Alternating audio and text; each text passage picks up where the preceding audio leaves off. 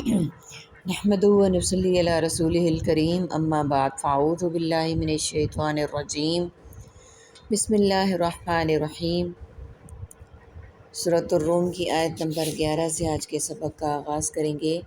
رب اشرح لی صدری ویسر لی امری واحلل عقدۃ من لسانی یفقہوا قولی رب زدنی علما رب زدنی علما رب زدنی علما اللہم فقہنا فی الدین اللہم فقہنا فی الدین اللہم فقہنا فی الدین۔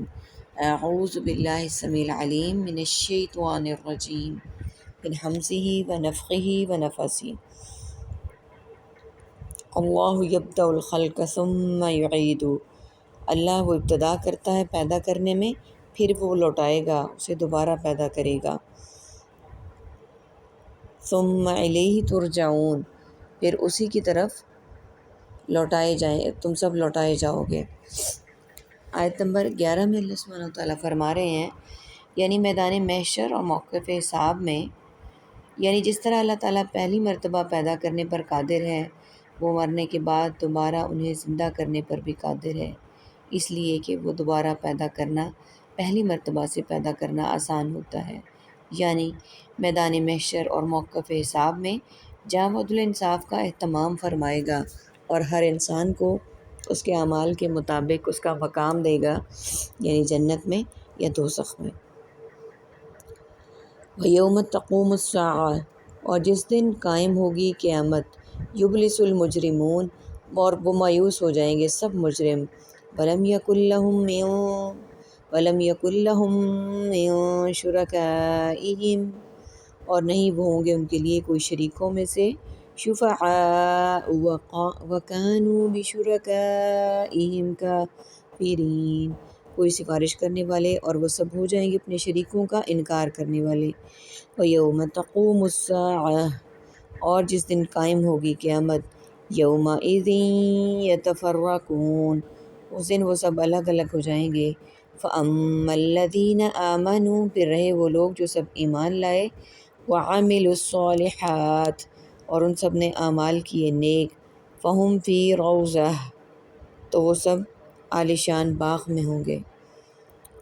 عربک کے ورڈز دیکھیے، ساعہ قیامت، یبلسو مایوس ہو جائیں گے، روضتی یحبرون باغ میں خوش و خرم رکھے جائیں گے۔ آیت نمبر 12، جس دن قیامت قائم ہوگی مجرم مایوس ہو جائیں گے۔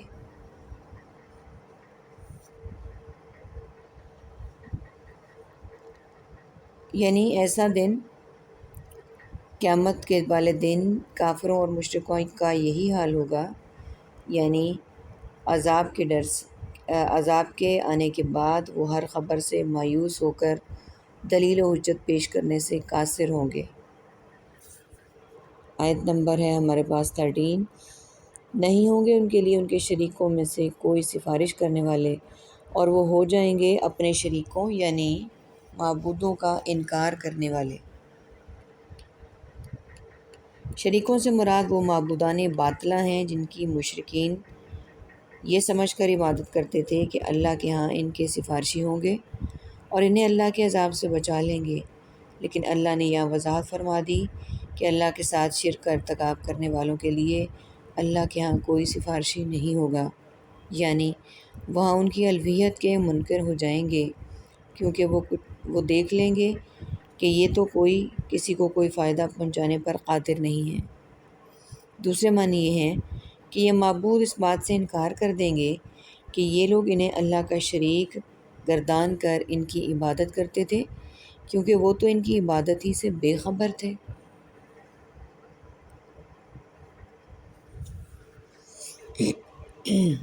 اور جس دن قیامت قائم ہوگی اس دن مومن اور کافر سب الگ الگ ہو جائیں گے، یعنی اس سے مراد ہر فرد کا دوسرے فرد سے الگ ہونا نہیں ہے، بلکہ مطلب مومنوں کا اور کافروں کا الگ الگ ہونا ہے۔ اہل ایمان جنت میں اور اہل کفر و شرک جہنم میں چلے جائیں گے اور ان کے درمیان دائمی جدائی ہو جائے گی، یہ دونوں پھر کبھی اکٹھے نہیں ہوں گے، یہ حساب کے بعد ہوگا۔ چنانچہ اسی علیحدگی کی وضاحت اگلی آیت میں کی جا رہی ہے۔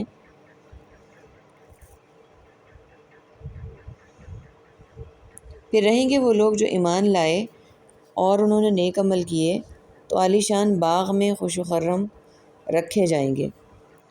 وہ جو ایمان لا کر نیک اعمال کرتے رہے وہ تو جنتوں میں خوش و خرم کر دیے جائیں گے، یعنی ان کو کیا، یعنی انہیں جنت میں اکرام اور انوار سے، اکرام اور انعامات سے نوازا جائے گا جس سے وہ مزید خوش ہوں گے، یعنی وہ اللہ کے عذاب کی گرفت میں یہ لوگ رہیں گے۔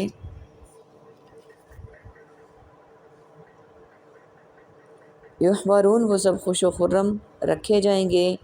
واما الذین کفروا، اور وہ لوگ جن سب نے کفر کیا، وکذبوا، اور انہوں نے جھٹلایا، بآیاتنا، ہماری آیات کو، ولقاء الآخرہ، اور آخرت کی ملاقات کو، فاولئک فی العذاب محضرون، تو وہ لوگ عذاب میں سب حاضر کیے جانے والے ہیں۔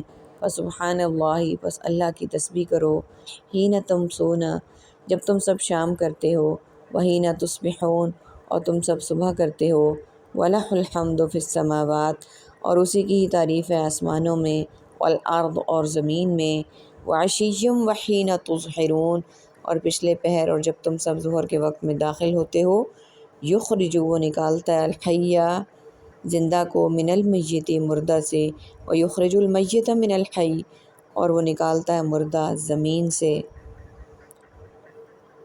اس میں آیت عربک کا ورڈ صرف ایک ہے، تم سونا، تم شام کرتے ہو، اور رہے وہ لوگ جنہوں نے کفر کیا، جھٹلایا ہماری آیات کو اور آخرت کی ملاقات کو، تو وہ لوگ عذاب میں حاضر کیے جانے والے ہیں،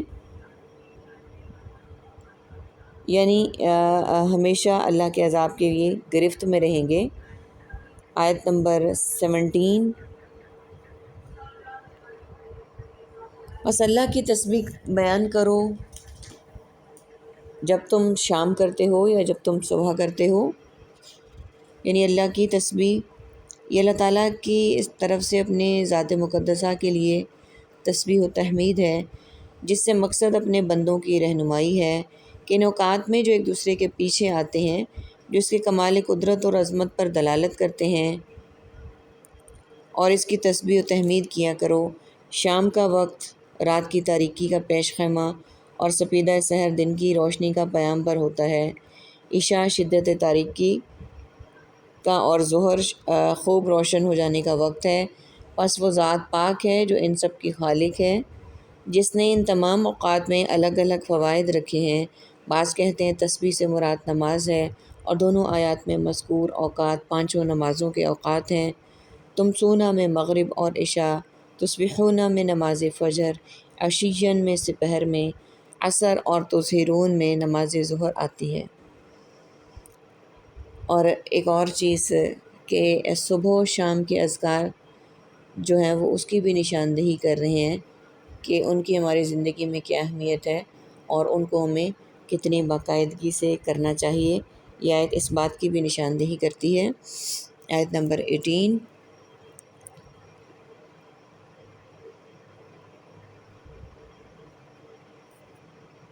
اور اسی کی تعریف ہے آسمانوں اور زمین میں اور پچھلے پہر اور جب تم ظہر کے وقت میں داخل ہوتے ہو۔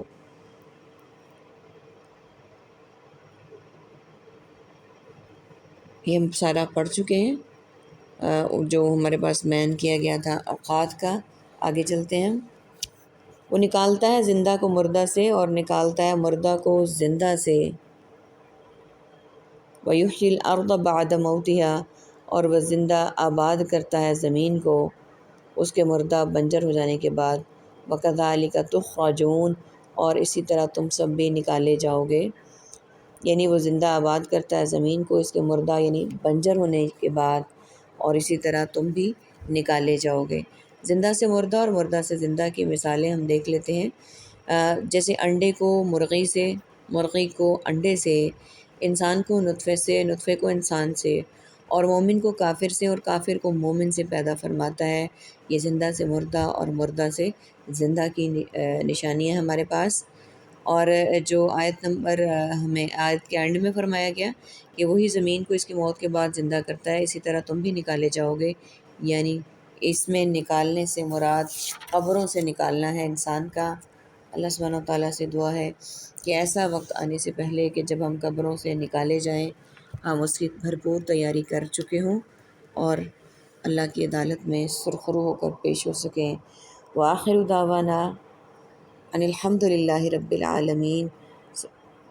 سبحانک اللہم و بحمدک نشہد ان لا الہ الا انت نستغفرک و نتوب الیک۔ السلام علیکم ورحمۃ اللہ وبرکاتہ۔